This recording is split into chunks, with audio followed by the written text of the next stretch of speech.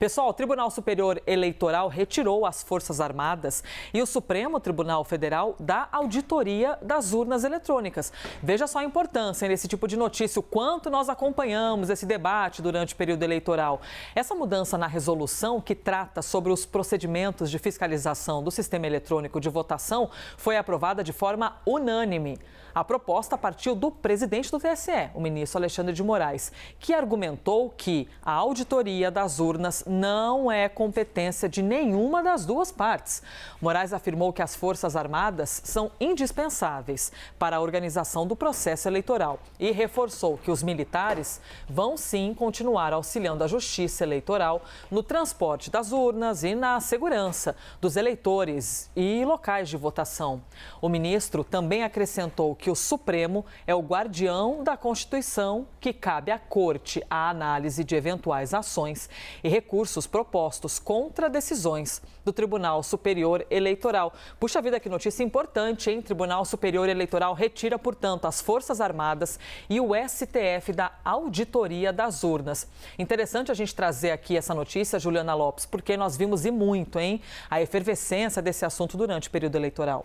O que aconteceu, né, Elisa? O ministro Edson Fachin, quando estava ali na presidência do Tribunal Superior Eleitoral, ele abriu essa porta para tentar fazer uma aliança ali numa situação que estava uma relação que estava bastante complicada com os militares. Pensa, é? Então ele abriu essa possibilidade dos militares fazerem parte ali de um grupo que ia fiscalizar as urnas eletrônicas. A intenção do ministro naquele momento era que os próprios militares, que estavam alguns questionando o processo eleitoral, pudessem verificar que realmente é um sistema seguro. Mas o que aconteceu?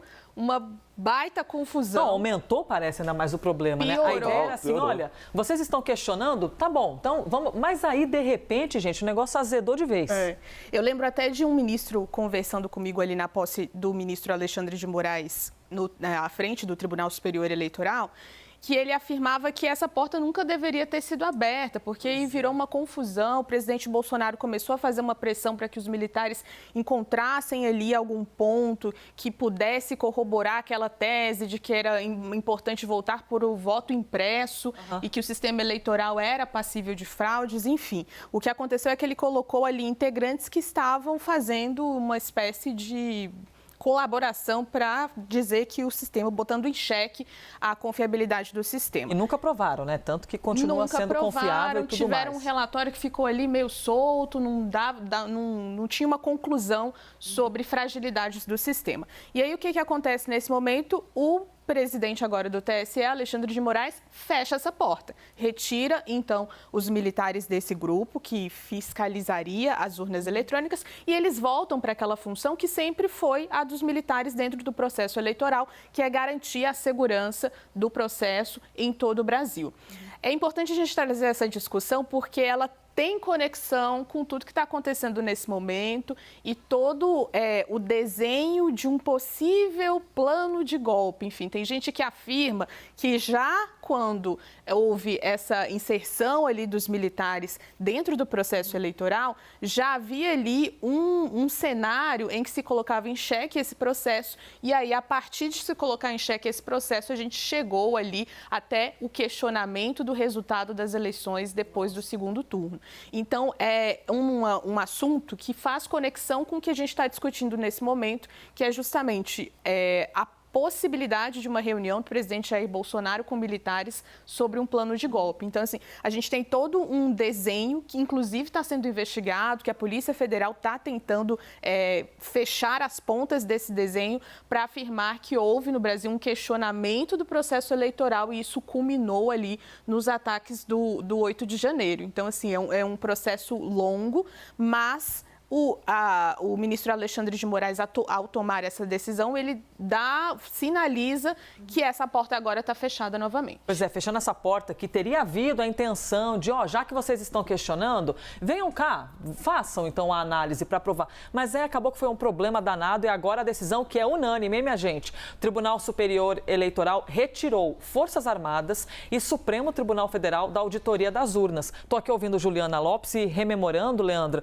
que a gente acompanhou bom, o que foi esse período eleitoral, né, para a saúde mental de todo mundo. Mas a gente acompanhou a tal da auditoria das Forças Armadas. Aí vão divulgar a auditoria. Não vamos divulgar, porque parece que não encontraram nada. O que foi aquele momento? Agora, porta fechada. Cenas da grande piração brasileira, né? Gente, a saúde mental, olha, no período 2022. Eleitoral. Não foi fácil, né, Elisa? Porque se criou, e acho que a intenção das pessoas que patrocinaram essa ideia e que espalharam tanta mentira sobre as urnas eletrônicas era justamente essa. Sabiam que não iam encontrar nada, mas queriam gerar um caldo de incerteza. Esse caldo de incerteza, esse cenário de dúvida sobre o processo eleitoral, legitimou as pessoas a irem para Brasília no 8 de janeiro operar aquele quebra todo.